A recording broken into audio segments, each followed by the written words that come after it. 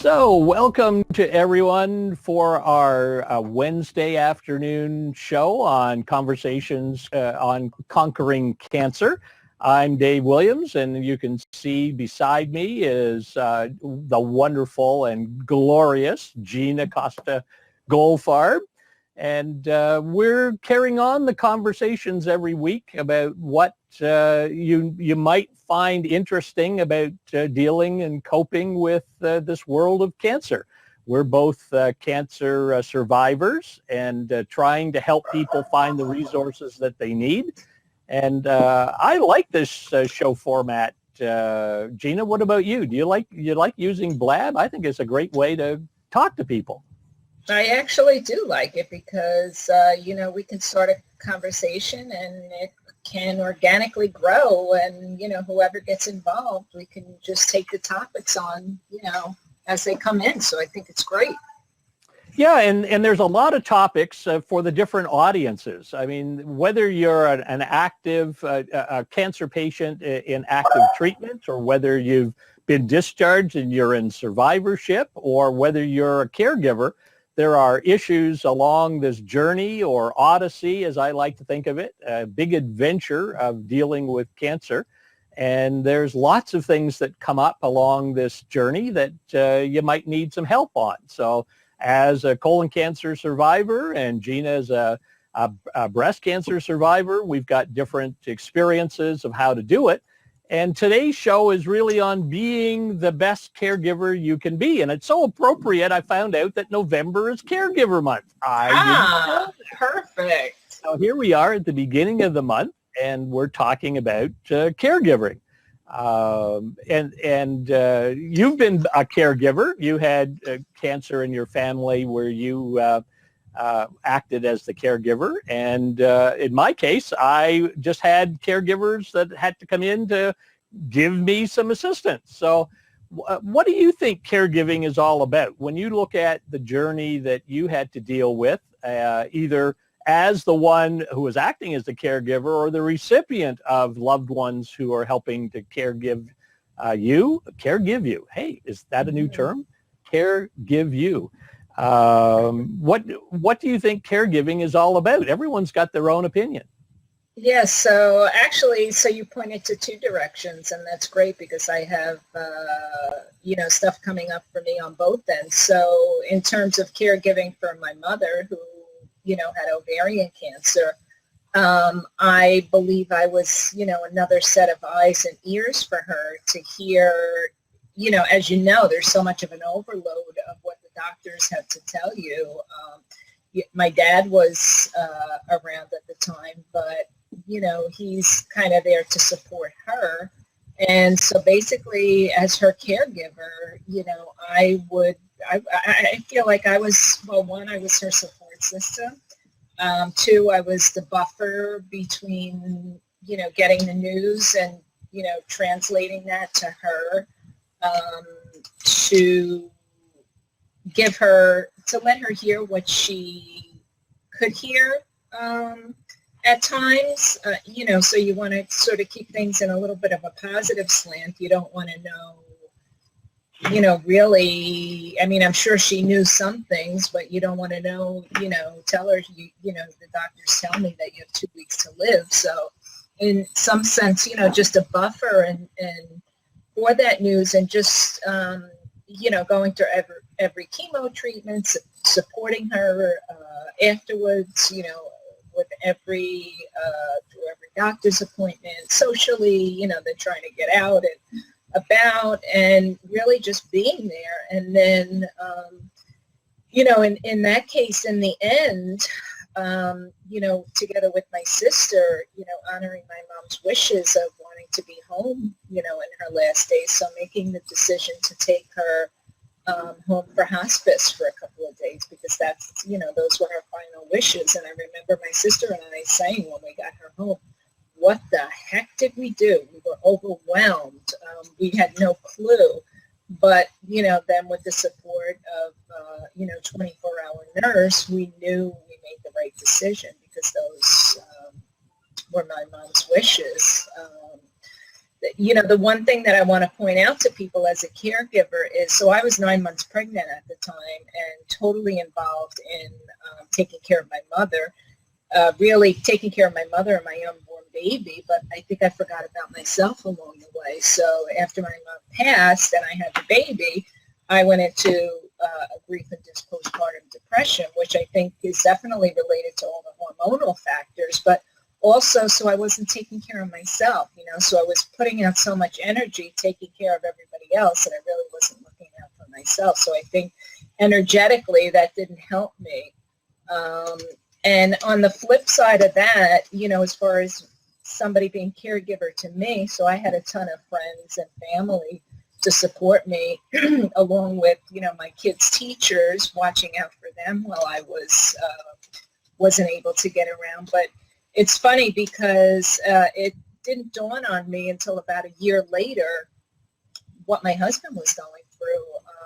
A year later, I found we were having this conversation at the table, and he broke down and he said, I don't know how you do it. How do you do this every day? How do you not worry about fear of recurrence? And it almost brought me to tears, because I was like, you know, so all this time I was focusing on me and he was focusing on me. I mean, he did anything and everything in his power to take care of me. And here I am a year later being like, oh my God, I wasn't even thinking, you know, about what he was going through.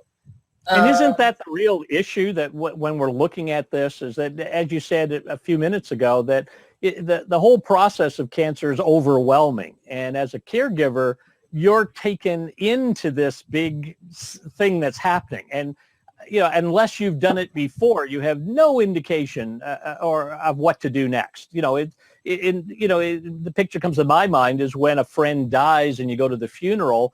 You know, what are you supposed to say? What are you supposed to do? You know, you go there and you show that you appreciate the person and you have your cup of tea, and then you leave because you don't know what's happening or what to do. And I think a lot of the caregivers working with cancer patients start off in that process, that they say, well, I'll try to figure it out. You know, as you were saying, well, I'll take them to the doctor's appointment. I'll wash their dishes. I'll do the things that they're asking me to do. But it's much bigger than that, isn't it? As you're saying, after this process moved on, you start asking, what is really happening and how are we coping? This is more than just doing certain activities. And I think, yeah, Dave, so I think you hit the nail right on the head there. So in caregiving and in survivorship, it's almost like we go on autopilot and we're trying to put all these holes in this dam. You know, the water's just flowing out. We're just trying to put the holes on everything, and we're trying to control everything when we really don't have any control. But really it's coming from a place of love. So we're just trying to do everything that we can to support, you know, the person that's going through. But there's so much fear and anxiety. I mean, they may love you to death, but they're concerned about you and they're fearful about the outcome. And even, you know, and I certainly in my case, because I was close to death a couple of times, the conversation was never said, well, you know, Dave is probably not going to be with us now, so we better do something about that. And they have emotional issues that they're trying to grasp with that they had never been prepared for. You know, it was easy to just say, well, take him to the doctor's appointment and get his blood draws done and so on.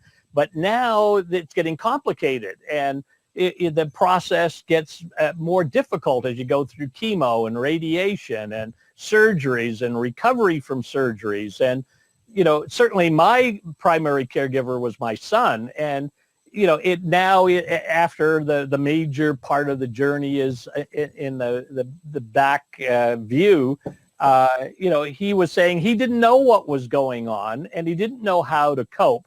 And it was really something that he had to adjust to, because his focus was on his dad and hoping that things would go on, but he didn't know what to do about it. And his life really changed. He couldn't go to the job any longer when he wanted to. He was visiting the hospital at odd hours. I was an emotional wreck at certain times and leaning on him for support, which brought his depression into play. He got stressed out. I mean, I had some friends who also had medical issues and they were on medication, and they stopped seeing me because they were too stressed out of being a friend and supporting me in my journey. It made their medical conditions worse and requiring more medical intervention. And so they backed off. I mean, it was just a big mess of emotions and stress and anxiety and so forth during the process, and no one's prepared for it. Yeah, and I think that's why, it's so important for us, number one, to have this show. I want to ask you a couple questions, but so what I would say to a caregiver of mine who's a client is, and this is what I think the caregivers have to remember along the way. So I would ask them, how can you care for yourself during this time in the way that you care for others? So refilling your tank. So, Perfect take point. care of your loved one, but it's okay to go to the movies, or it's okay to take, an hour out, whatever, to read a book, Without feeling guilty about it. Yeah, there you go. Those were my next words. Your intuition, yes, with letting the worry and guilt go, or without attachment to that, because, in reality, they don't need us every minute and every moment, although we feel like it and they feel like it, but we as caregivers really need to recharge our batteries in the same way that the patient does, because as you probably know, there was probably, and I know for my mom, there was some times where she didn't even want me to be there. She just wanted her independence. So it's a time for us where actually we need to give ourselves permission to step back and go to that movie or read that book, which will also, it's kind of a win-win, because then it gives the patient a little bit of a window and they don't feel so suffocated or, helpless.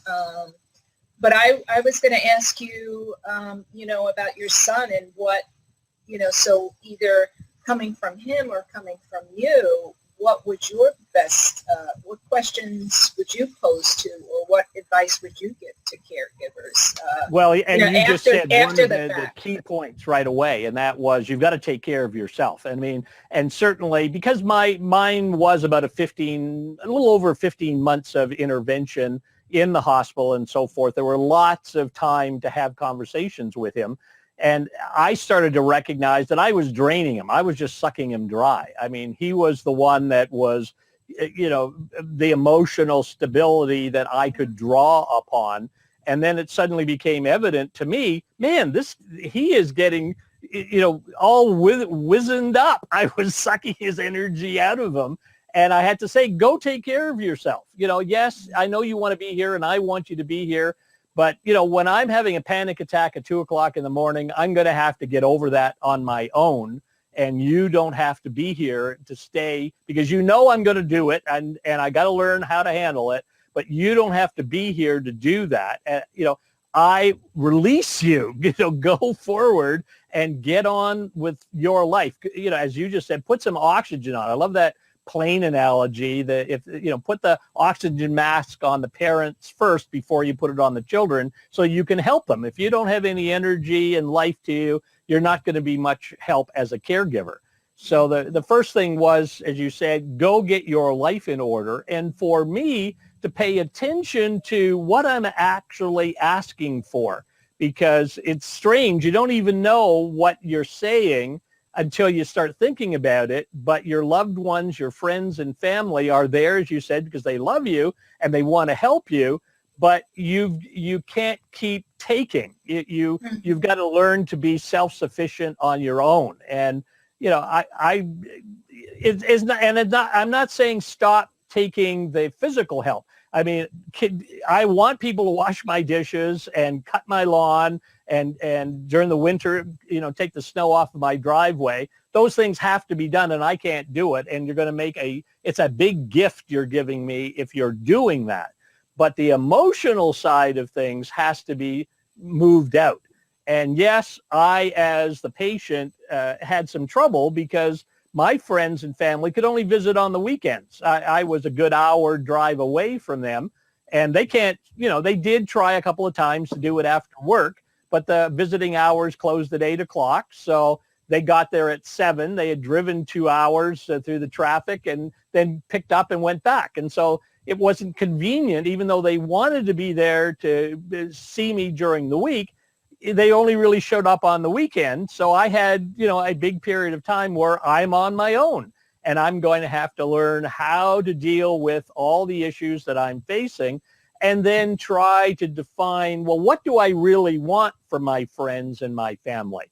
Because they'll give you anything. I mean, there was no question. They said, ask for it, you've got it. What can I do to help you? You tell me. So I had to be clear and defining what it is that I wanted. And that was good because I had time during the week to think of, what do I really need? What am I coping with? And even in those blue moments, stressful moments, the panic attacks that I had and other patients have, you learn how to deal with it. I mean, it's amazing how strong we are. It surprised the heck out of me.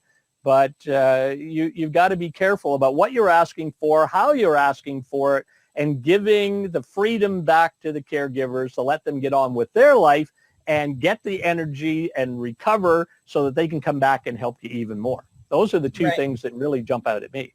Yeah, no, definitely, Dave. And I love the way that you jumped right on that direct communication. So we're so caregiver and, patient are so emotional at this time. It's like nobody wants to hurt anybody's feelings. The patient doesn't want to hurt the caregiver's feelings and vice versa. So, unless there's direct communication, the caregiver is going to hover over the patient.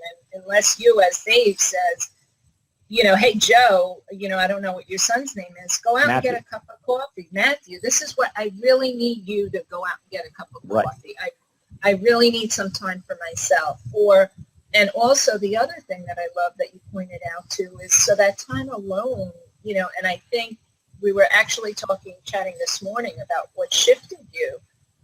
So that time alone, you were able to, reach to your inner drive or your core, to kind of find the means to not that you didn't want the support, but so what can I do for myself to pull myself out of this hole, so to speak. And, we talked about it, and so when you started to get to that place, you had a shift, you had an aha moment where you said, you know what, I'm going to turn this around a little bit. So we need that space, but I think, as human beings, we just want to, our intention, and it's coming from a place of love, is just to jump in there and fix. And really, when we're doing that, I think sometimes we're smothering, both sides are smothering each other if they're not directly communicating.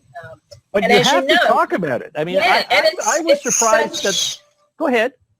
Yeah, no, it's I think everybody's kind of tiptoeing because they're so afraid of what's going on, and the emotions just come in overload that I think people sometimes just get stuck there, and that's where the communication kind of breaks down. But only if you know how to do it. I mean, a lot of people that I met during my treatment in hospital didn't want to talk about how they were feeling, didn't want to talk about their anger or their confusion or their depression. They were almost trying to put a wall between what was really happening and not recognizing what they had to face. And then when their family came in, the conversations couldn't go very far. It was, so how are you feeling today? Was it a good day, a bad day? Did you get some x-rays? Did you get an MRI? What are the results? How are you coping? Very superficial, Go ahead. I think the best question you can ask the patient as a caregiver, I mean, you see all these articles and posts about caregiving all over the place. And so I think the best question you can ask the patient is, what can I do for you? How can I support you? And have them respond in that way, because we try to get into all these conversations, and sometimes they center around, the cancer and the treatments or whatever the illness is, and we really don't want them to. So how can I support you, is more of an open-ended question. I mean, it could be, go get me a glass of water. It could be, it could be a million things, but it's really not focused on kind of what's happening, or, just sit by me, just hold my hand. Well, you've got it there. Just being there is one of the things that almost every patient I've talked to wants from their friends and family. just come and be there so that I know someone's paying attention to me. Mhm. We don't have to get into the details. We don't have to share a whole bunch of information. In fact, you really don't want to know what happened today. It's pretty Exactly. depressing. I And don't you even know- want to think about it, let alone you don't want to hear about it. But knowing that you're there brings me some comfort. And so if you're lucky enough, to have a friend who's, a best friend, and you can talk about how you're feeling at a very gut level, that's terrific. But not all of us like to share those feelings. And, you got to, but I think a patient has to decide what to do with those feelings. I've never met a patient in the last 3 years that I've been looking and talking to people that didn't have feelings. There was something they had to deal with. And a lot of them just decided to just close it up inside. And that caused all kinds of consequences to their recovery and their movement into wellness. Whereas those that could find a way of releasing that anxiety or depression or fear or, and even the happy moments, had a Right. better way of moving forward to recovery. And I think that's why I mentioned a couple of times on these broadcasts, mylifeline.org. I mean, it is a database system, a free communication system developed by cancer patients for cancer patients with the idea of helping you communicate to people what you want to feel or what you want to share about what you're feeling. And I just found that a miraculous tool because at the beginning, I was emailing people because they couldn't come every day. So they would try to phone and I couldn't be on the phone. And I didn't want to answer everyone's phone call with, this is the same story over and over again. So I started to email. But then I found that what I really needed was a way of ventilating these emotions that I was having so that my caregivers knew what I was facing. So I would sit there in the blogging component of My Lifeline and write all the things that I was thinking about. But then I'd reread it and say, oh my goodness, I can't publish this. No, this is so depressing. I don't even want to reread it.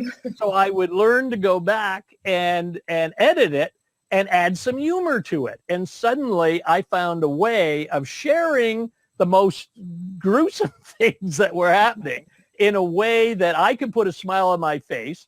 And my family and friends knew by what I was writing that things were serious, but that I was coping. And then I could inform them what I needed. Like you said, come just visit. I really want a cup of coffee, a real cup of coffee, not a hospital coffee. I have a friend, I love cashews, and I really want some cashews. And I was at the stage of my treatment where I was allowed to have nuts. They took that away pretty fast. But at that point, I could have what I wanted. So I could make requests, I could communicate, and I would really recommend that caregivers understand that the patient is on their own exploration of what's happening to them, and they're not always positive and they're not always negative. And you've got to be as a caregiver to help them cope with all of these things that they're doing. And if you can do that, now you're being a really great caregiver. You're meeting needs. You're exploring options. You're not just sitting there saying, what can I do? I love them, but I can't help them. You've got a way of communicating and opening up these channels. And I think also, Dave, you just pointed out something else that's, kind of important that the caregiver doesn't realize because they have so much emotion going on and the patient has so much emotion going on, is that the caregiver should respond versus reacting, because there's just so much, because you have cancer or you're sick or you're going through a difficult time doesn't mean that you can beat up on everybody around you. But you have to understand that emotions are going to come out. So, to learn to not then go back and engage, in a whole drama or dialogue over that, but to kind of respond to it and, to kind of soften it up a little bit to figure out what's going on. And like you said, so people can go to My Lifeline. There's so many organizations that offer free help, but you can also go to a social worker in your hospital. You can hire a survivorship coach like me. You can go to a therapist. You can go to a psychiatrist. There's so many forums, for you. So, talking, or you can, so coaching groups also. just like you did with my Lifeline. So talking to other people who've been down that same road. And certainly, you or I, having been down that road, can coach somebody, caregiver or a survivor. Not that our journey was their journey, but, to kind of ask them questions and create awareness for them on how they can, or how they want to take this, circumstance and, move it forward. And, so, you had a big shift. I had a big shift. We could have easily just sat in a chair and rocked back and forth and, did that for the rest of our lives. But we made a choice. We made a conscious decision that we were going to use the circumstance and flip it around and use it to our and I think what you're saying is that because there's so many variables, in my case, I sort of think that there's a timeline that occurs during this journey that makes certain things possible. And the caregiver has to understand that treatment is not an event. It is a process with highs and lows. And at a certain moment, the patient may not be receptive, and at other times that they are receptive. And you as the caregiver, who's hopefully got a less of a complicated journey to be going through, still a very important one. And you are alone. I mean, at least, as you say, we've got cancer coaches, we've got social workers, we've got support services. Nobody ever talks to the caregiver, and they're all freaked out on all kinds of things. But that's a different issue. But they do have access to the same resources that the patient does. Oh, is that right? Because my caregivers couldn't get into the resources that I had access to. They were just restricted to billable codes that were for the patient. Yeah, I mean, there are a lot of organizations out there too, like Caregiver Space, and again, oh yes, okay, sure. So there are forums. I mean, there are therapists and same coaching available for them. So they might not be able to sit with you through what you're going through, but to care for themselves, yeah, there's certainly resources there for them. That's a really good point that everyone should write down, is that there are caregiver resources that caregivers should start to search out. In fact, I wish there was a guidebook. I mean, either you or me or one of our friends are going to write a guidebook that says, hey, to the patient, here's what the journey's all about and what you need to do. And caregivers, here's what it happens to be for you. And, go get this help. Be aware of this, so that everything is not a surprise to everybody. And Dave, so we're still learning. You and I are still learning from this process. In fact, I never even thought of this. So I had two organizations approach me recently to write for them, which I never even thought to seek out or to go to.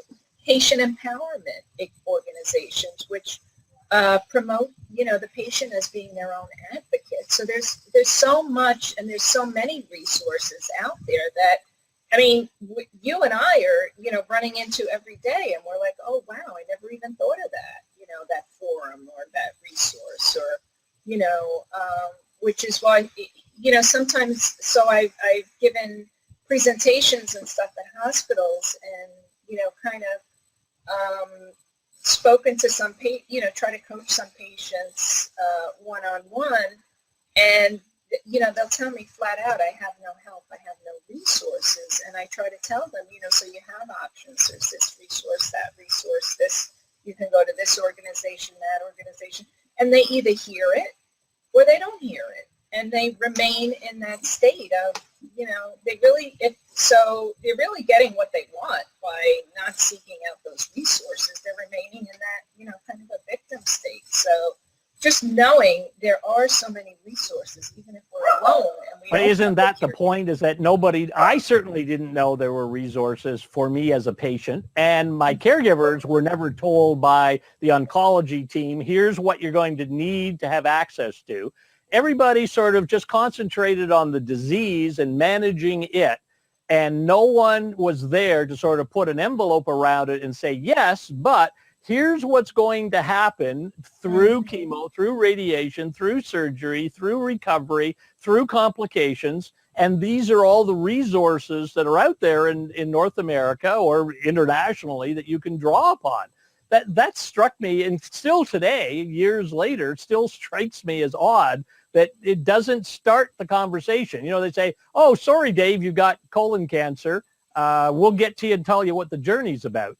The medical journey. but they don't say, and here's what you need to know. Here's the people you need to talk to. Let's talk to your family. Let's bring your family in and tell them what they need to learn and read about. Here's the social worker team. Everything's ad hoc. As the crisis comes up, and there's a problem, then someone says, oh, well, why don't you do this? Or, oh, why don't you do that? It's all reactive. It's not setting the stage and preparing people for what's going on. And I think that's why you and I are here, my friend, is to come in and create awareness and try to be the liaisons and knock on doors and knock people's doors down to tell, the hospitals and the medical, the whole healthcare industry, that to scream it out and say, look, these people they not only need medical support, they need emotional support, and they need it beyond what the hospitals are giving to them. Because even I believe from what I see in the hospitals, they're getting it, but they're getting it in limited capacity, because even those social workers in the hospitals or nurse navigators, they're so overloaded that they can only give a certain amount of time to a patient. So I think, again, that's why you and I are here, and, a lot of other cancer coaches and people in our niche, is to break those doors down and to, try to open up the healthcare field to make them realize that we really have to bring this sort of support into, the whole medical circumstance of what's going on, and to make it flow easier, because then, even when you're out of treatment, which you're not, I am, but so even when you're done with treatment, okay, that's great, but then you still feel like you fell off a cliff. So where do I turn next? I've been doing this for a year. Like, all my friends were my doctors and nurses. Like, I've been hanging out with them all this time. I can't call them and, ask them to have a cup of coffee with me, or ask them, what do I do next? So, you need the support there as well. Well, and I think that's a really good point, is that people assume that your journey is the treatment process, and then you get discharged, and then your friends and so forth get on with their life. They say, well, Dave's out of the hospital, he can move on. There's not an acceptance yet that there are survivorship issues that still need support from your friends and family. And I'd recommend to all the caregivers watching this is to recognize that the journey hasn't ended for the patient. Yes, they are healthy, they're eating again, they're putting on weight again, they're exercising again, but they're now facing a big journey of moving from patient to person, because you've learned to give up your independence. You've learned to give up control. You had to do a lot in order to survive, and now you've got to rebuild your independence, take control of your life, decide what you're going to do, deal with the recovery issues to your medical condition, and they also require emotional support from your family and friends. So please, support groups don't disappear just because the person is out of hospital and has said, hey, I've been told get on with my life. Well, my question is, what the heck is my life? It isn't what I was before cancer. It isn't what I went through having cancer.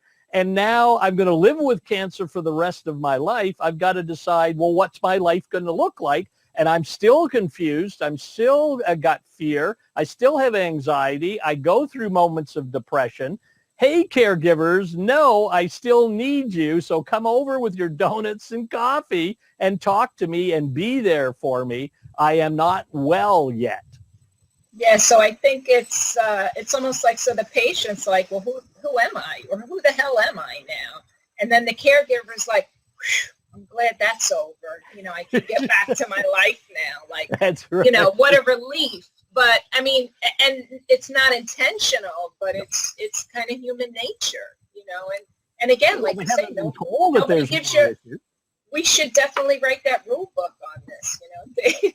Well, there's an etiquette. I mean, I think I mentioned on one of our early blabs of how I thought it was so bizarre when someone would come into the cancer ward with a get well soon helium balloon for the cancer patient.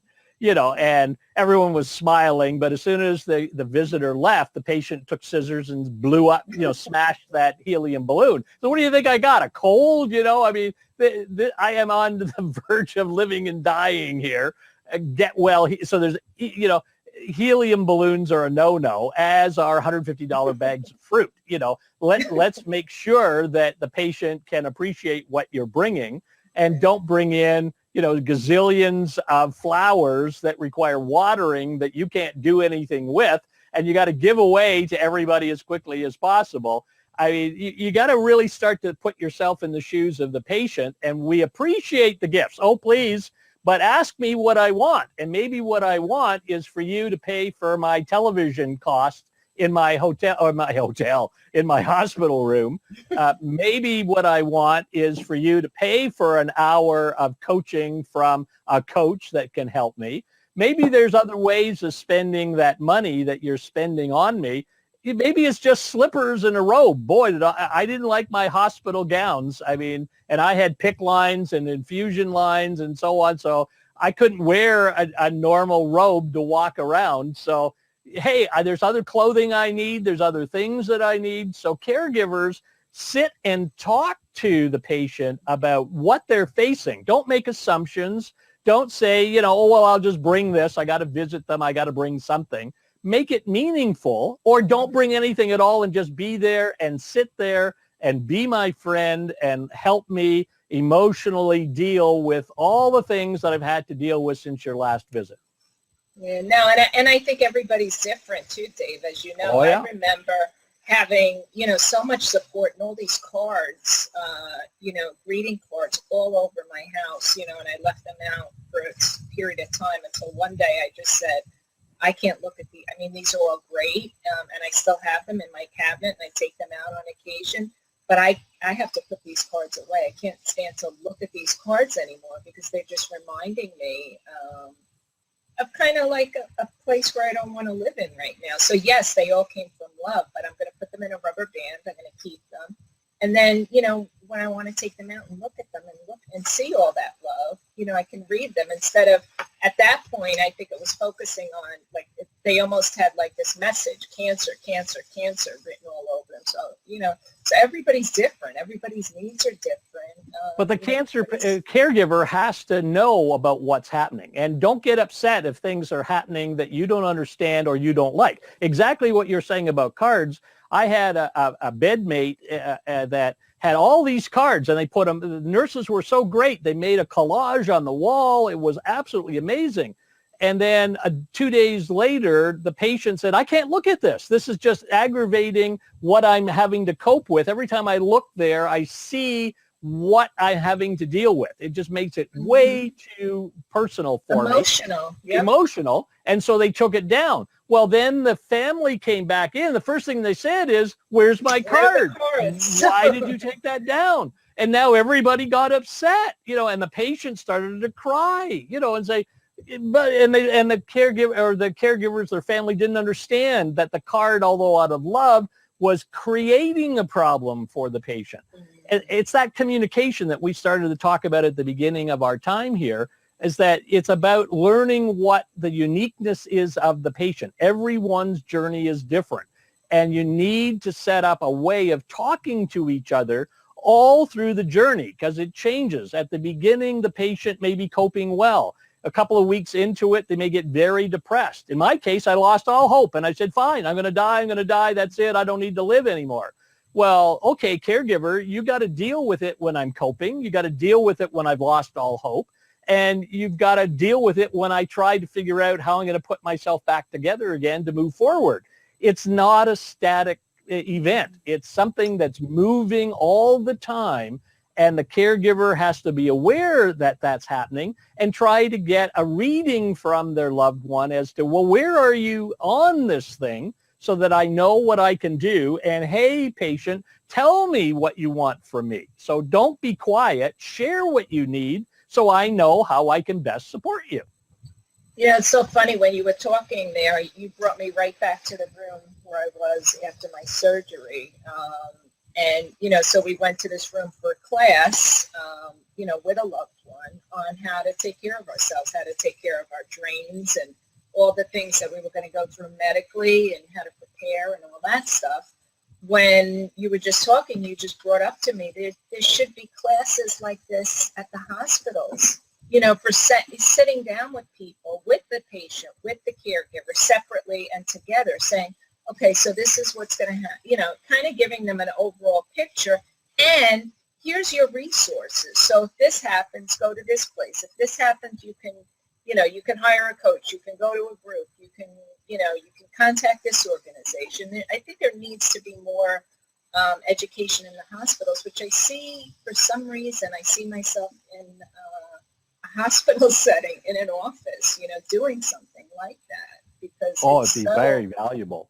And the thing the caregiver has to understand is those experts in the hospital don't have the answers. I mean, I can tell you an example where the social worker came down with a person beside me who was really having a tough struggle, and their family members were around it, and they were trying to give this person some idea that there's going to be a future, that when they get through all of this, there's going to be a new life that they'll be able to create. And the social worker took them aside and say, stop telling this person about the future. That's not what you need to do. You have to deal with today. And it really bothers me to this day, because that's exactly what the patient was asking for from their family is, I may be struggling today, but I am envisioning a future for myself, and I want to think of that and not just concentrate on all the struggles I have today. So the social worker may have been properly trained and educated, but they weren't in the process that was happening between the patient and the caregiver.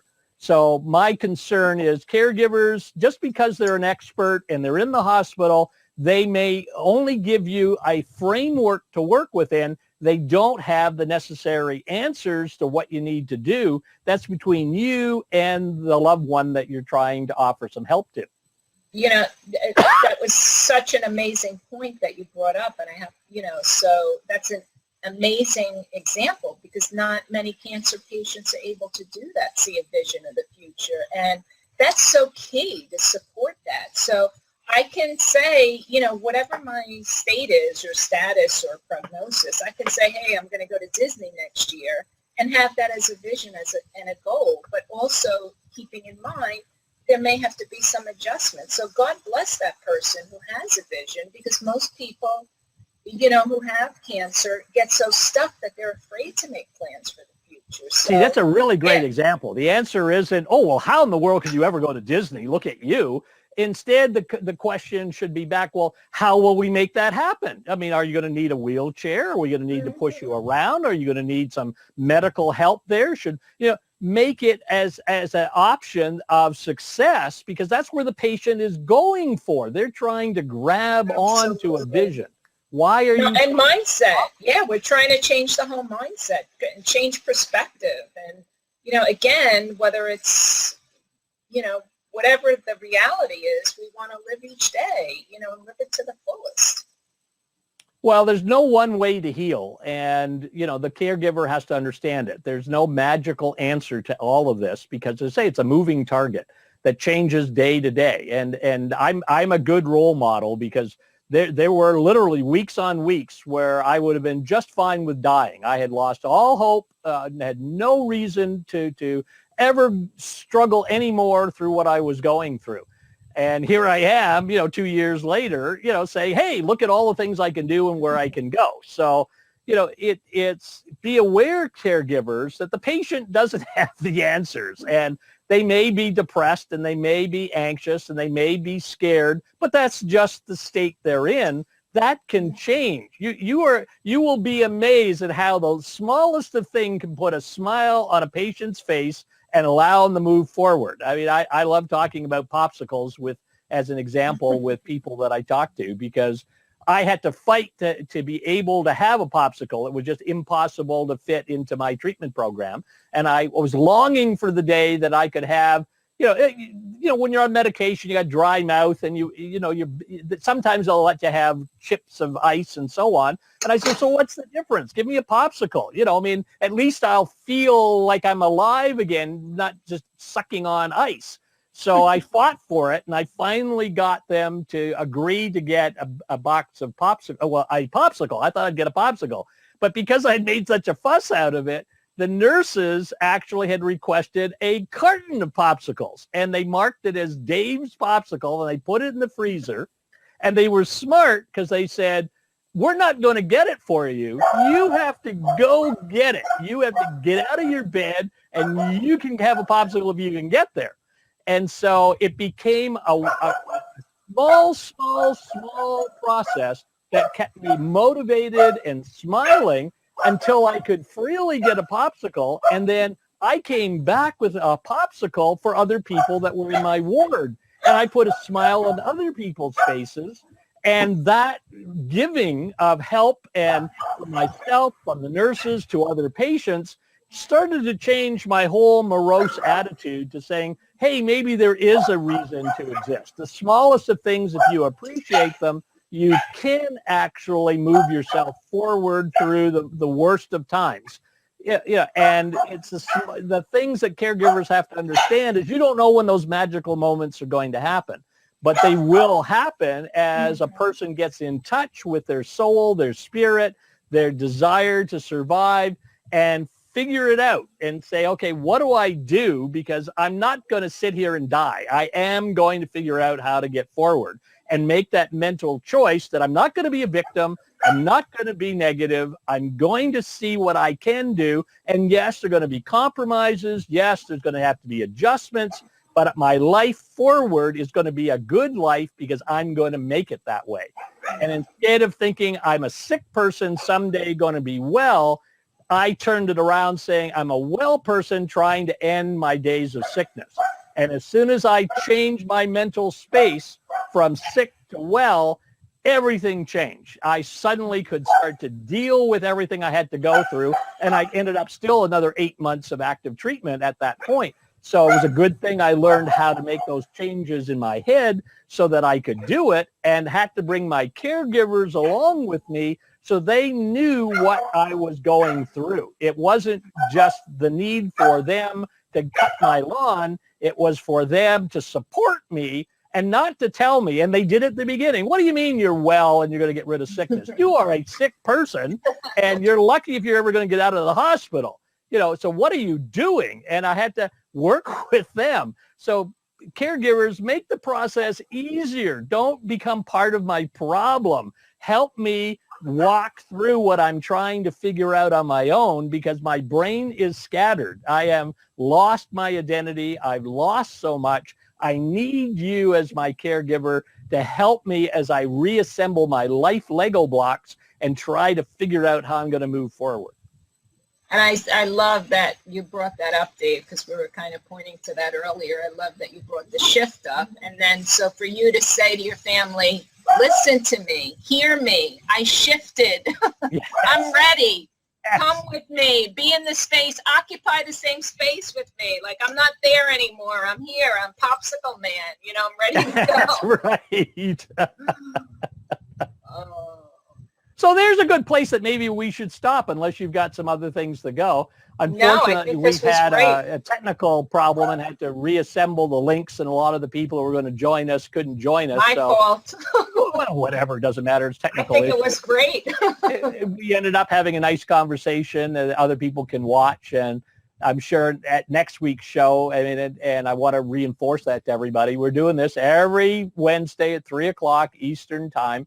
And, you know, we'll just roll through. And if you can't find the link that you think you have, just check your Twitter account, because we're tweeting out what the correct link is. And you can go to the Blab homepage and see who's on air, and you'll find us. But mark it in your calendar to find Dave and Gina every Wednesday at 3 o'clock. And we have great conversations, and even better ones when the audience joins in and asks us to something that we can talk about, because we're so shy.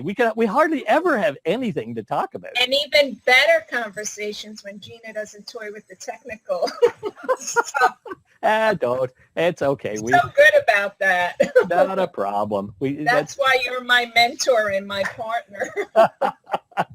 Hey, you and I have been through Category 5 hurricanes, Category 10 hurricane, and we came out on the other end. So what's a technical problem? I mean, I love you, Dave. We got to keep everything in perspective. I mean, don't get bent out of shape. I used to get bent out of shape on everything. And it's one nice thing cancer told me is just move on. Just go in, go get a popsicle. That's what I do. I still have popsicles in my fridge. In fact, I'm going to have one now. I just part of my. I think I might have one too. So thanks everyone for coming, and I'll turn off the recording here. See if I can pause it. But come back next week at 3 p.m. on Wednesday.